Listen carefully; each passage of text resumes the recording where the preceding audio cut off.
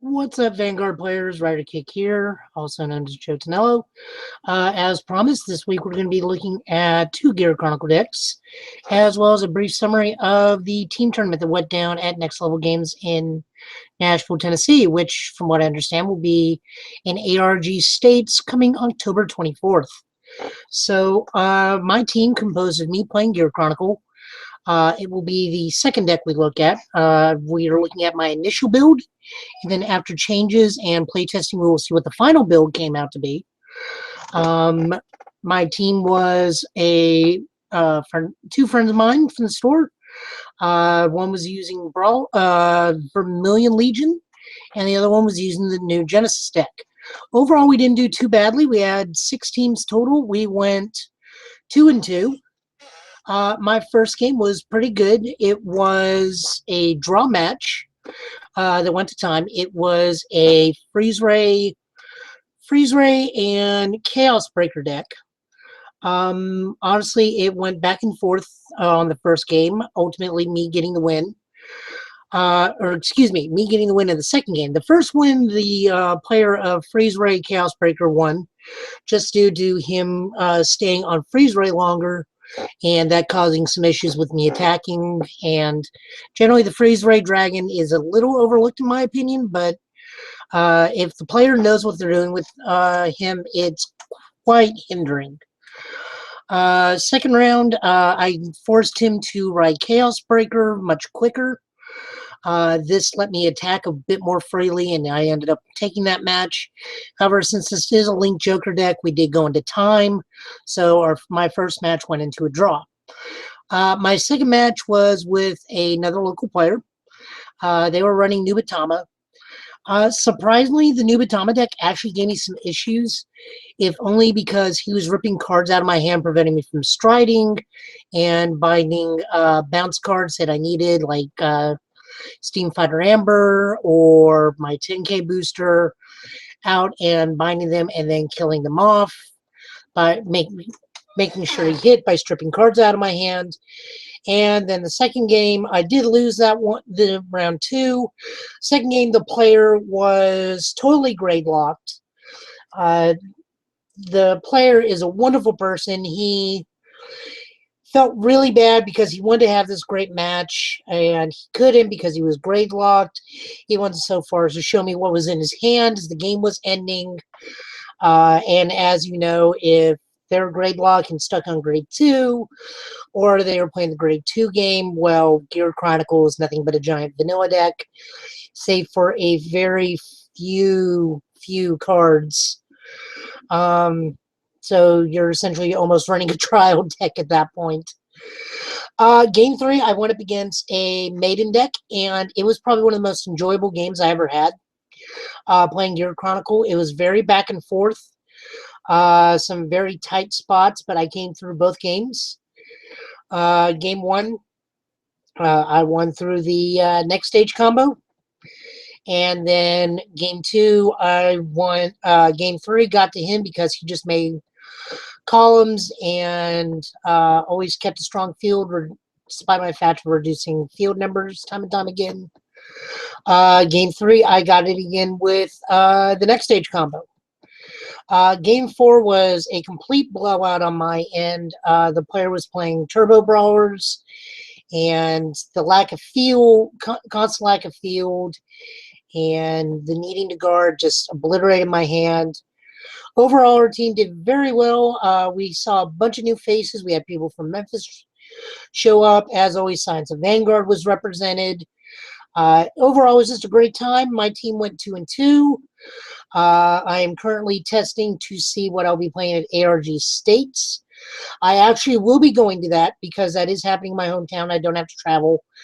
Again, I am a semi-competitive player. What that means is I play with high-caliber locals, but with what I do for a living prevents me from traveling to various ARG and Bushi events, so I have to stick to locals. Without further ado, let's go into what my initial build was. My initial build was obviously not Chrono Dran, though I am pretty much sure it will be as soon as it comes out. But first off, we do Gunnegear Draco Kid. Pretty much the starter for everything. I always bounce back and forth between him and Timepiece. He's an assured grade 3 search, and Timepiece is a you'll have to excuse me, brain freeze. Timepiece is a chance scenario and 1k less. As always, I bounce back and forth between these two, but it's going to end up being Gunner Gear. Heartthrob Worker, he's always going to be in because I do run Chronojet. The draw on the additional 5k is always welcomed. Steam Fighter Lugobanda, I just really like this Crit Trigger artwork. I think it's one of the best Crit Trigger artworks next to do with the giant rocket steam fist, but I just really like this artwork better. Lucky Pot Draco Kid, draw triggers and more chances to power up Chronojet. Heal Trigger Ulu. We don't have another heal trigger, and if we ever did, the artwork would really need to beat this one because I would not be replacing her anytime soon. Naturally, Steam Breath Dragon, the Perfect Guard Arlem for Unflip. Summit Crest Gearwolf. I really like Gearwolf, and this is a personal preference for me. I like Gearwolf over Mistgeyser because it gives me another 7k body to boost. Yes, I understand that you hit really big numbers very quickly with Mistgeyser, but if you're bouncing is not the primary focus of this deck. You're only really going to be bouncing by Glimmer Breath, your strides, and Chronojet, excuse me. So you're going to just be looking at a standardized 10 to 13k booster. Next up was Forethought Gearfox. I really thought it would be a great idea to put him in along in a column with Summit Crest and then stride Pegasus. Any triggers, the massive boost to the Wolf, and then apply any triggers once they perfect guard. The stride would go on to Gearfox, forcing either a secondary perfect guard or a no guard since they can't guard with grade 0 since he's a Silent Tom. That was my initial build for ones. It would be, as of course, 4-4-3-3. Next up, Smoke Gear, because the grade 2 game exists. I really hate that mentality of playing, as I've said time and time again, so 10Ks are starting to come back into play. It's not just me. I'm starting to see a lot more decks in my locals playing with 10Ks again. The running joke is that the show's been telling us the entire time it's time to run 10Ks and 8Ks again. I'm inclined to believe that with the grade 2 game. Like I said, the grade 2 game exists. We run 4 of him. Gomer Breath Dragon, one of your few times you're going to be able to bounce back. Bounce unit, he becomes an 11k. We run 4 of him. And then we run 3 Upstream Dragon. I really like he becomes a 13k attacker and then sets up a future column. Or he sets up combo interactions with Fate Rider. Goes get somebody, and then Fate Rider's ability to go bring back out another unit. Overall, it's just really, really good combo. I liked it. We can't run Gear Chronicle without Chronojet. That's just kind of how it goes. You know, I really don't have too much to say about him. Everybody knows who he is. He's the big bad boss of Gear Chronicles. We know what he's capable of. We got Bailiff or Bali. We'll just go with Bailiff. Steam Fighter, Bali. Bali. Okay, I can't pronounce his name, guys. The permanent alternate grade 3. I don't think they're ever going to make anything that's going to replace him, considering he switches out ensures you will have Chronojet in the heart the moment you stride, and he just fixes that scenario because Chronojet needs to be your Vanguard at all times. He has a decent bounce back ability. I mean, it's on hit, so, you know. Strides for next stage. I cannot tell you the pain and stress and turmoil to get the play sets of next stages, but I got them. Really good. You will win probably a good 75% of the time if they are not prepared for how you do your next stage combo.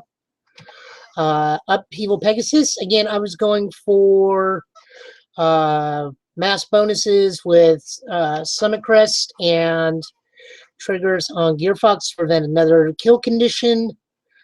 And then Fate Rider Dragon, just for mid to late game strides. So this would be your first stride. Then you would do next stage. Next stage would be your second ability. Then you would go Fate Rider. Fate Rider would probably be your best shot around third stride. That way you can choose 3 of your units, make decent columns, and be able to swing for big numbers again. And of course the interaction I talked about with Upstream. So that's pretty much what my original build was. And then I sat and play tested over at the Game Cave, and then Mason of Science of Vanguard came, and over the course of playing, he sat with me and we sat and talked. He was instrumental in making the deck better. So we will be taking a look at that. Give me 1 second, guys. That way I can get to the next one.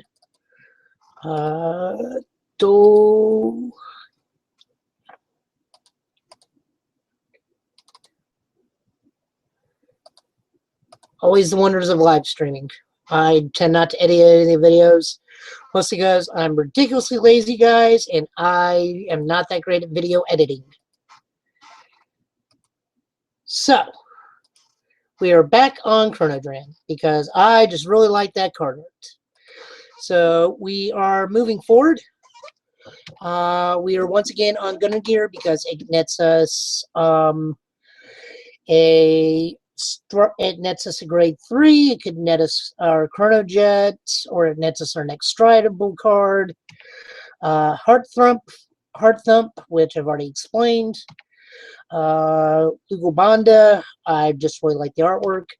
We are going 12 crit this time, so Datasig and his Steampunk Rocket Fist, always a pleasure, and I just love the artwork. Ududu, again, I just love the artwork for that one. 4 Steam Breath, 4 Arlem, 1 Summit Crest. I know a lot of people, and this is where, again, I really just like being at a 7K body for a booster for numbers, even though I am able to bounce more.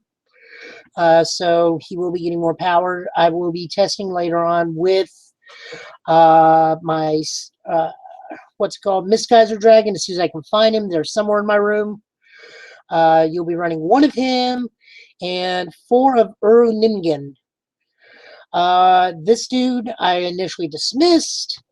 I had to, this was part of the talks that Mason and I had. He explained what he was really doing. I didn't really think of it at the time. He makes a lot of the cards that are Counterblast 1 free abilities. He's kind of like Shadow Paladin dude we had in Revengers. The name escapes me on the top of my head. Who unflip damage whenever you Road Blaster Dark. In this case, you can, he's a little bit better though. If you have multiple copies of him on the field and bounce, they all trigger, unflipping potentially your entire damage zone. Really, really good. I run 4 of him. We already covered Smoke Gear Dragon. Really good with him. We're going to run 4 of him. Glimmer Breath Dragon. I've already talked about him. With Ningen, he is only Soul Blast 1. We don't really Soul Blast that much in the deck, if at all safe for him. I could be missing a card, but that's about it. Maybe Chronos Command, but we'll get to that later. So with Ningen, you Counterblast, Soul Blast, Flip, pop something. And then Ningen activates, making him essentially Soul Blast 1. Really, really good. Steam Fighter Amber. So before Oningen existed, I did not like this card. I did not like this card because you had to counterblast 1, you had to boost, and you had to be a GB1. And you had to attack only the Vanguard. So that's 4 things to bounce something and put it back on the bottom of the deck. I did not like that at all. I don't like that you had to have 4 things. Earl Ningen came out, and then she became much more viable. I am going to call it a she because I don't know too many dudes named Amber. All the other things still apply, but the fact that you don't have to counterblast anymore, it screws up their intercept game a lot. Or you get to screw with their booster or their back row because she is not front row locked to targeting. So she's much, much more playable now, in my opinion. Like I said, my initial thing was that you had to do jump through too many hoops, and one of the primary hoops is now gone. So she's much more viable. We played 3 of her, and then 2 of the new guys, Steam Knight Calibum. You drop him on rear guard, and he automatically bounces a unit, and they have to go search for 1 unit or less and call it a rear guard. They can choose not to find a card if there's no card they want to find. This is what you're going to be targeting starters with. You can drop him, and then you Fate Rider him and turn him into a Bali or a Bailiff or however he's pronounced. He's really, really good. We're only going to be running him out of 2 of. I know that's some really odd numbers of 4, 3, 3, 2, but he does come into so useful because that means you bounce back to David. You screw over Genesis by returning their starter. You can return the Brawler starter. With the forecoming of more Eradicators, that means you're going to be able to get rid of Leechu. He's really good, even though he is an 8K, but he's not GB1, so his effect will still go off. And he's one of the very few units in Gear Chronicle that is not GB restricted. Of course, we're going to be talking Chrono Jet because he's the boss of the clan. Bali because Bali. I'm going to get his name at one point. Or you guys can leave how his name is pronounced in the comments. I apologize for getting his name wrong. Again, he can be targeted for bump up Calibum, turn him into this dude, Fate Rider. Or he's just going to be your grade 3 for single stride till you go get Chrono Jet with his ability. Pretty good. Strides are a little different. We now run Chronos Command Dragon. He baits out the perfect guard early game because he just absolutely obliterates the board.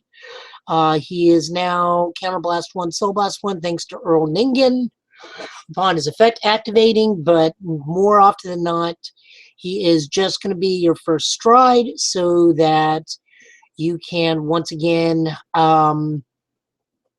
bait out a perfect guard early and screw them up, force them to waste hand. Next stage will be your second stride. You know what to do. They showed it to you in the show. Swing them boosted. Get triggers. Put effects on somewhere else. Put the power to your rear guard. Say go. Fate Rider will be your third stride. Again, this fixes column numbers by powering up 3 units because you're riding him as your third stride, and you already have 3 units in the G zone thanks to next stage's Persona Flip. Really, really good stuff. And that is somebody contacted me on Facebook. I apologize for that. The fun of doing everything live. Our fourth stride will be Ragnarok. We're going to run 2 of him. We run 2 Fate Rider. He is also there once you've exhausted all their perfect guards.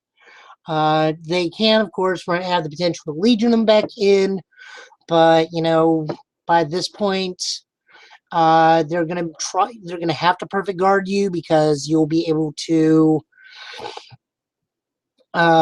pitch something back, unflip via Roningen, and then you'll have the counterblast free to do his ability. You'll have enough G zone units in your G zone to give him that +1 crit. So that's going to put them on tilt, forcing the perfect guard or the no guard that late in the game. And then your final striding will, of course, you'll try and finish it out with next stage. If it goes that far, guys, and I really don't know what to tell you. But overall, this was my final deck, final version of the deck. It's really, really solid. It has great win conditions. Its drawbacks are still Murakami. I still feel that Murakami has a natural advantage over most of the meta, just because it has such an easy board clearing ability. With Eradicators coming, who knows how much worse that'll be. Surprisingly, Numitama does give you trouble because it does strip your hand of cards needed to stride. That was actually a very surprising matchup.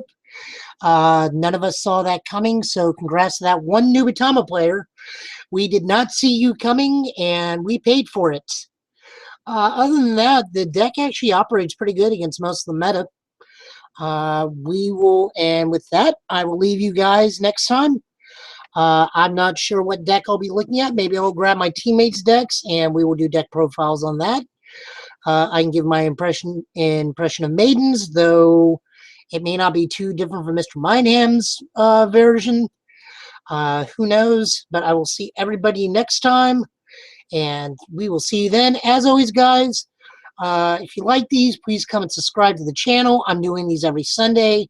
If you're interested in UFS, we do our UFS show, Total Justice Gaming, on Sundays, or on Thursday nights at 8 p.m.